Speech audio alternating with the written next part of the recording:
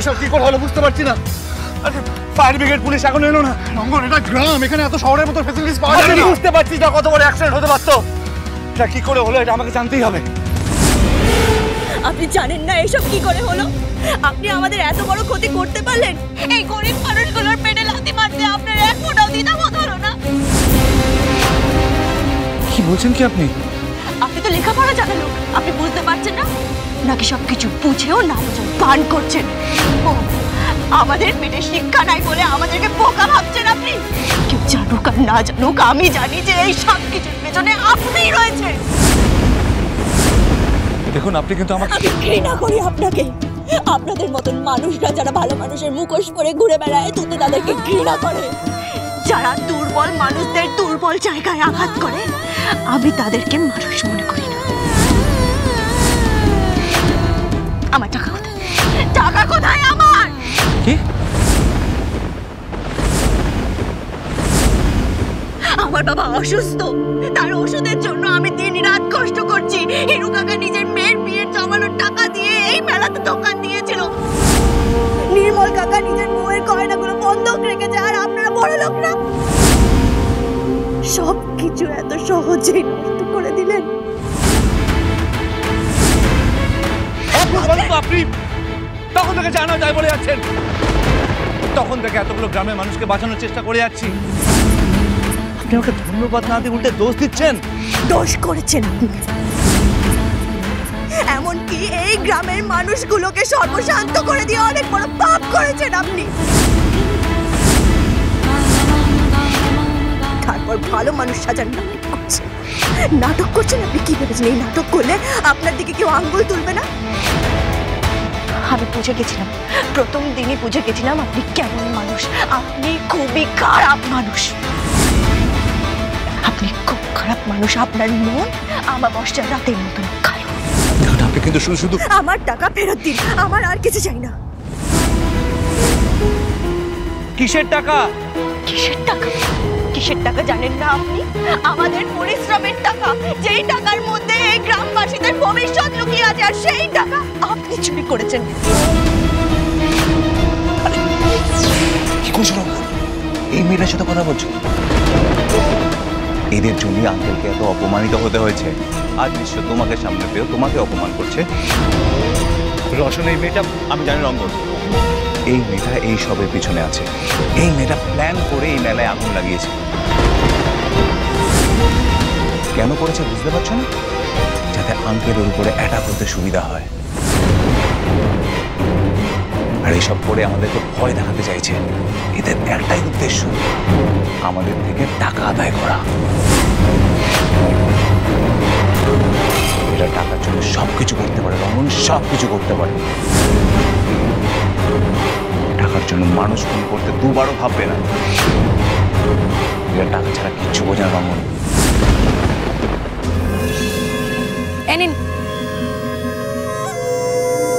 এটা কি ম্যাডাম? এটাকে এগ্রিমেন্ট বলে।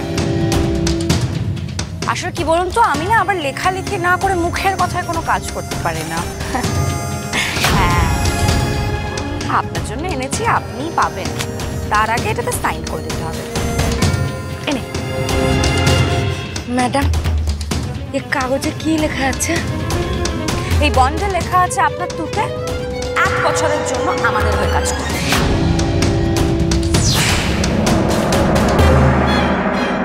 আর এই 1 বছরও কোনো ছুটি ছাটা পাবে না।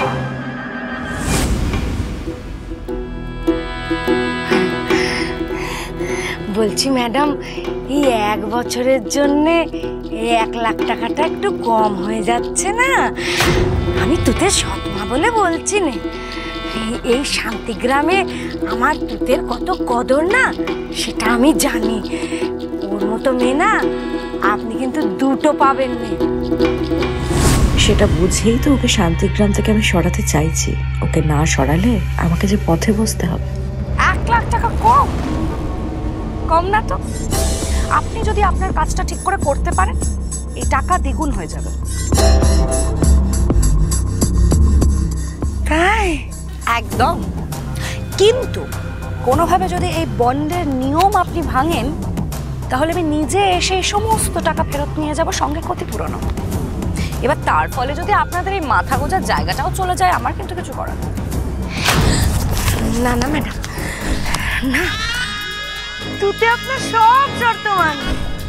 আমার তুতে ওরকম মেয়েই নয়, ওকে আপনি যেমন ভাবে রাখবেন ও তেমন ভাবেই থাকবে।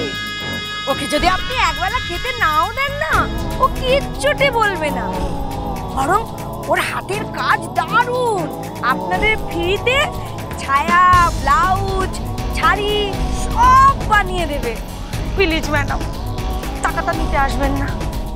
ঠিক আছে ঠিক আছে, কিন্তু আপনার হাতে বেশি সময় নেই, যা করার আজ রাতেই করতে হবে।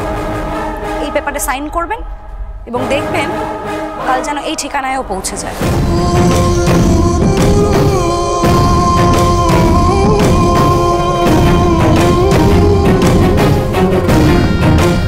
কালই ম্যাডাম, কিন্তু এত তাড়াতাড়ি সবকিছু হবে কি করে? কি করে হবে সেটা তো আপনি ভাববেন। আর কালকের মতো যদি কাজ না হয় তাহলে কিন্তু হয়ে যাবে ম্যাডাম। আপনি তো আমার ভগবান। আপনি না এসে আমার জীবনটা কিরকম একেবারে পাল্টে দিলেন ম্যাডাম। আপনি না একদম চিন্তা করবেন না, হ্যাঁ, সবটা দেখে নেবেন। Very good. তাহলে কাল থেকে আপনাদের শান্তিগ্রামে শুধু শান্তি আর শান্তি। কাল সকাল হলেই যেন তুতে এই গ্রাম ছেড়ে বেরিয়ে যায়।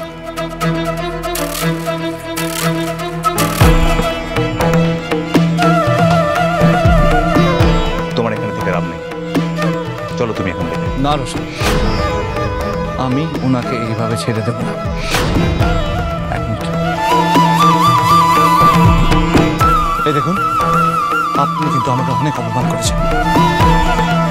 এখান থেকে চলে যান, আর আপনি একটা টাকাও পাবেন না। এবার কিন্তু পুলিশ আসবে।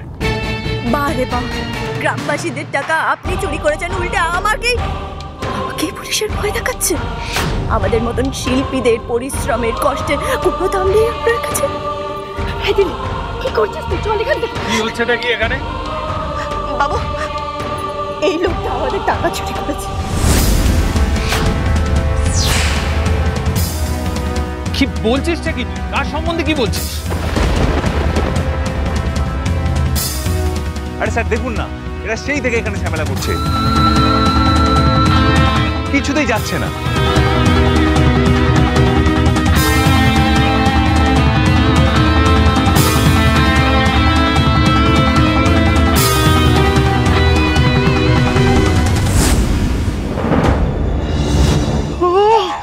আজ কার মুখ দেখে উঠেছিলাম? হ্যাঁ, মালক কি নিজে হেঁটে এসেছে আজ আমাদের বাড়িতে।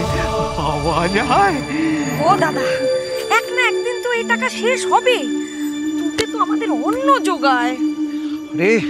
আরে বুঝতে পারছিস না কেন? তুতেকে এই বাড়ি ছাড়া করলেই তো লাভ রে। তুতে তো তোর সারা জীবনের দু চোখের বিষ। এখন তুতে বিয়ের বয়স হয়ে গেছে। হ্যাঁ, এরপর তো ওর বাপ এই ভিটে মাছি বেচে ওর বিয়ের ব্যবস্থা করবে। তখন কি করবি এখন ভেবেছিস? হ্যাঁ, এই সুযোগ তুতেকে ঘাট থেকে সারা জীবনের মতো ঝেড়ে ফেলার এই সুযোগ। কিন্তু রাজি করাবো কি করে? তুতে যে বাবা অন্ত প্রাণ, বাবাকে ছেড়ে কখনো শহরে যাবে না। কাঁটা দিয়ে কাঁটা তুলতে হবে সম্ভব। তুতের বাবা যখন তুতের দুর্বলতা, তখন সেটাকেই আমাদের কাজে লাগাতে হবে।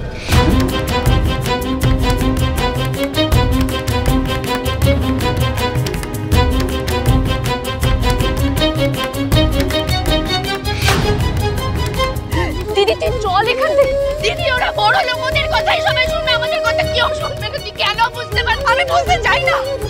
বড় লোক বললে কি ওরা সবসময় যেতে যাবে? আমি টাকা করি না, কথা যাবো না। আমার টাকা আমাকে দে।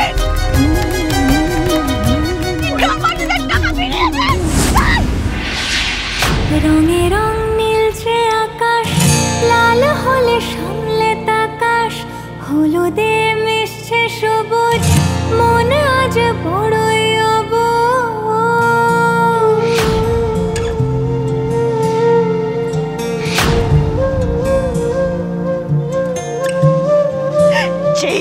রং আপনি আমাদের জীবনে ঢেলেছেন, নীলছে আকাশ, লাল হলে সামলে তাকাশ, সেই রঙে আমি আপনাকে ফেলে দাগিয়ে দিলাম। মন আজ বড়ই অবুঝ, এই দাগ আমি ততদিন মুছতে দেব না যতদিন না টাকা আমি আপনার কাছ থেকে উসুল করছি। লালে নীল যাচ্ছে মিশে, দেব না আমি মুছতে। কিসে দিদি দিদি, সাত রঙা রামধনু তবু মন পারে না ছুঁতে, সাত রঙা রামধনু তবু মন পারে না ছুঁতে, সাদা লাল নীল কালো নয় মনে রং যে তুতে, সাদা লাল নীল কালো নয় মনে রং যে তুতে।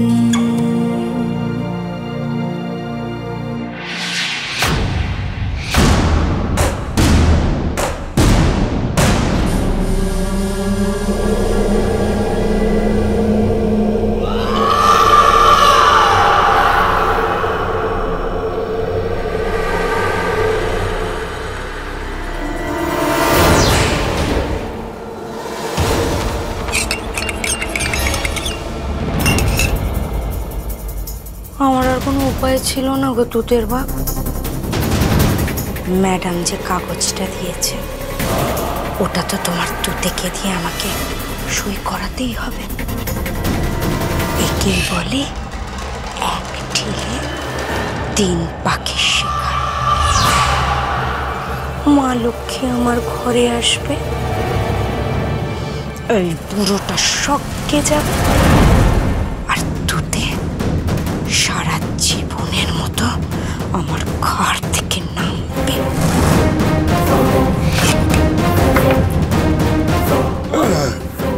ও মা গো, সে কখন থেকে তো কেসেই যাচ্ছ।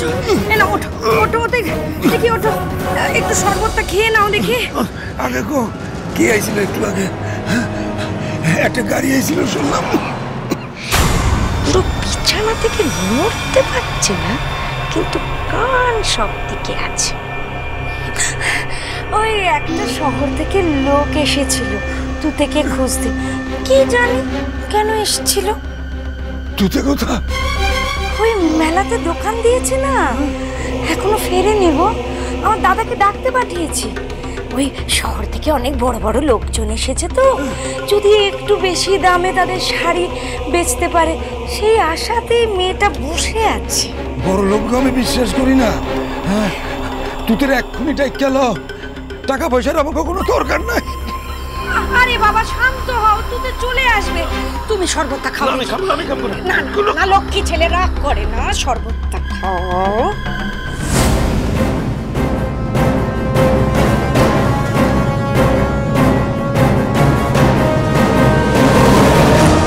জানিস ওরা কত বড় লোক, ওদের কত ক্ষমতা, ওদের সঙ্গে এইভাবে কেউ ঝামেলা করে? কিন্তু বাবু ওরা তো আমাদের টাকাটাই ফেরত দিচ্ছে না। আমরা অনেক কষ্ট করে এই মেলায় দোকান দিয়েছি, কিছু বিক্রি বাট্টা হয়ে টাকা পেয়েছিলাম, কিন্তু সব চুরি হয়ে গেছে। আপনি একটা ডায়েরি লিখুন না। কি ডায়েরি করবি? মালিক পক্ষের বিরুদ্ধে ডায়েরি করবি? তারপর তুই আর তোর পরিবার এই গ্রামে থাকতে পারবি তো?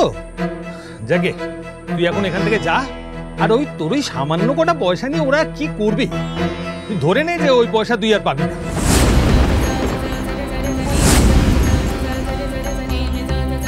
না না না, টাকা তো আমাকে আজ রাতের মধ্যে খুঁজে বার করতে হবে। আমি যে কথা দিয়েছি ওরা আমার জন্য অপেক্ষা করে থাকবে।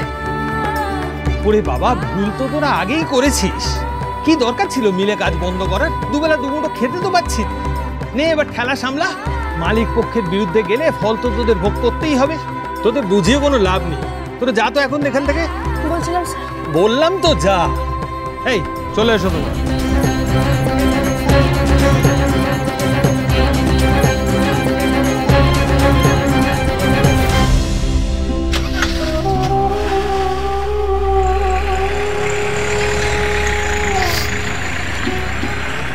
এখন কি করবে দিদি?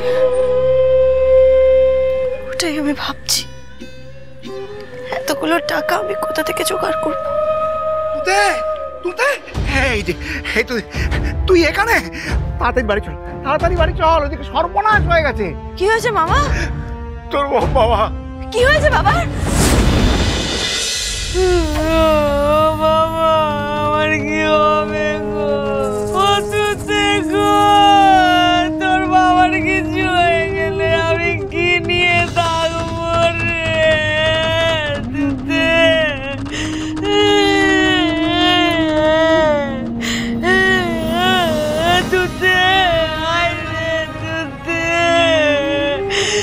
বাবা বাবা বাবা কি হয়েছে কবিরাজ কাকা? বাবার কি হয়েছে? তোর বাবার শরীরের অবস্থা খুব খারাপ, এক্ষুনি হাসপাতালে ভর্তি না করলে তোর বাবাকে প্রাণে বাঁচানো যাবে না।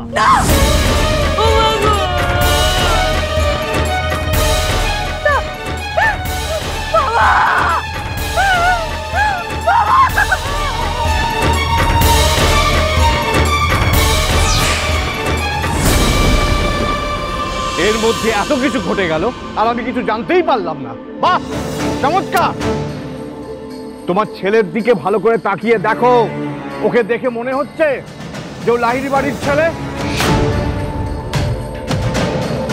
তুমি ওকে দায়িত্ব দিয়েছিলে ও গিয়ে ফ্যাক্টরি সামলাবে, একদিনেই সব শেষ করে দিয়েছে।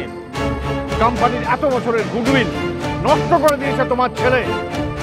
বাবা কিছু বলতে চাই। এরপরেও তুমি কথা বলবে আর আমি শুনবো। আর দাদা শোনো না, রঙ্গন যখন কিছু একটা বলতে চাইছে শুনি দেখুন ও কি বলে। হতেও তো পারে যে ও এমন কিছু জানে যেটা আমরা জানি না। বাবা এমপ্লয়িরা কাজে আসছে না কারণ ওদের দাবি ওরা যে মাইনেটা পাচ্ছে সেটা দিয়ে ওদের সংসার চলে না, ওদের পরিশ্রমের মূল্য ওরা পায় না। বাবা আমার মনে হয় আমাদের ওদের দাবিগুলো একবার বিবেচনা করে দেখা উচিত।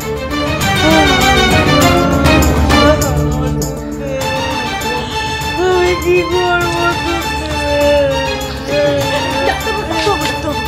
আমার বাবা কেমন আছে? ওনার অবস্থা একদম ভালো নেই, ওনার বড় হার্ট অ্যাটাক হয়েছে। ওনাকে বাঁচাতে গেলে এখনই বাইপাস সার্জারি করতে হবে।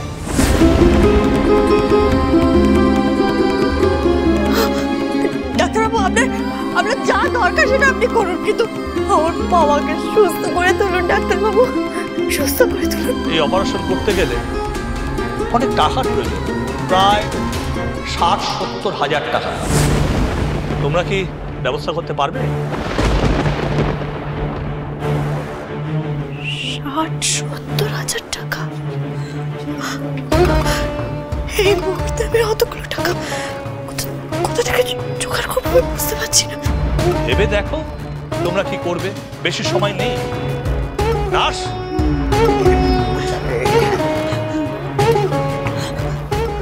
কি থেকে কি হয়ে গেল? মানুষটাকে কি আর বাঁচাতে পারবো না? ও মানুষ যদি না বাঁচে আমিও কিন্তু মরে যাবো। আমি তোমাদের দুজনের কিছু না। এত টাকা কোথা থেকে আনবি তুই? ডাক্তার কি বলে গেল শুনলি না তুই? কি হবে তোদের? কি প্রতি বছর ওদের মাইনে বাড়ানো হয়? ওদের মাইনে নিয়ে খুব থাকারই কথা নয়। শোনো দাদা, রঙ্গন যখন এত বড় একটা দাবি করছে, তোমার মনে হয় না যে পুরো বিষয়টা তোমার একবার অন্তত খুঁটিয়ে রাখা উচিত? আর তোমার বৌমা, সে তো এতদিন ফ্যাক্টরির সমস্ত দায়িত্ব সামলে এসছে, তাকেই জিজ্ঞাসা করো না সে কোথায়? আমি তো তাকে সকাল থেকে দেখতেই পেলাম না। কাউকে চিন্তা করতে হবে না, আমি আছি তো, আমি সবটা দেখে। বাবা তোমাকে আর কোনো দিকে দেখতে হবে না। আমি থাকতে ব্যবসার কোনো রকম কোনো ক্ষতি হবে না। কালকে সকালবেলার মধ্যে সমস্ত কর্মচারীরা ফ্যাক্টরিতে ফিরবে। আমি তোমাকে কথা দিচ্ছি, আগে যেরকম সবটা ছিল সেরকমই হয়ে যাবে। তুমি শিওর? 100% শিওর বাবা। আজ যদি তোমার বৌমার কথার খেলাপ হয়েছে,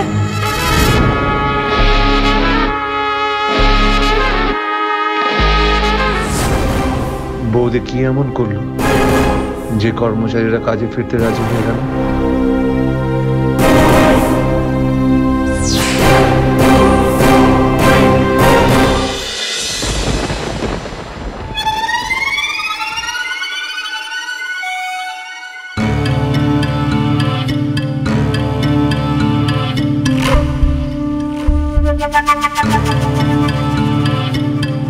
এখন একটাই উপায়। কি দাদা বলো না, ও বাড়ি আমাদের বন্ধক রাখতেই হবে। না না না, ওই বাড়ি আমার মায়ের শেষ স্মৃতি। ওই বাড়ি যদি আমি একবার বন্ধক রাখি তাহলে আমি আর কোনোদিনও ছাড়াতে পারবো না।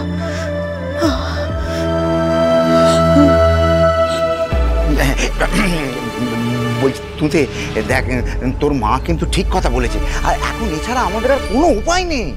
কি করব?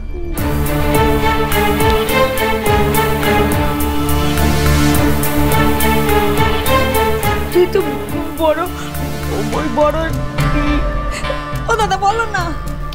ডেজাই তুই তো শহরে গিয়ে বড় ডেজানার হবি, তখন এত টাকা পাবি, তখন আর আমাদের কোনো কষ্ট থাকবে না। তখন তুই ঠিক বাড়ি ছাড়িয়ে নিতে পারবি। ঠিক পারবি না বল না?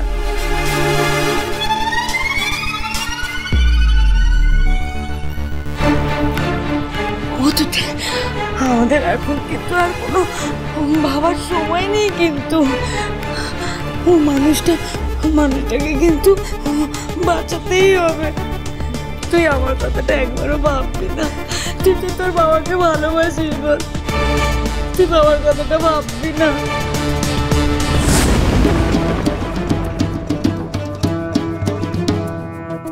ওনার অবস্থা একদম ভালো নেই। ওনার বড় হার্ট অ্যাটাক হয়েছে। ওনাকে বাঁচাতে গেলে এখনই বাইপাস সার্জারি করতে হবে। এই অপারেশন করতে গেলে অনেক টাকার প্রয়োজন, 60-70 হাজার টাকা। তোর বাবার শরীরের অবস্থা খুব খারাপ, এক্ষুনি হাসপাতালে ভর্তি না করলে তোর বাবাকে প্রাণে বাঁচানো যাবে না।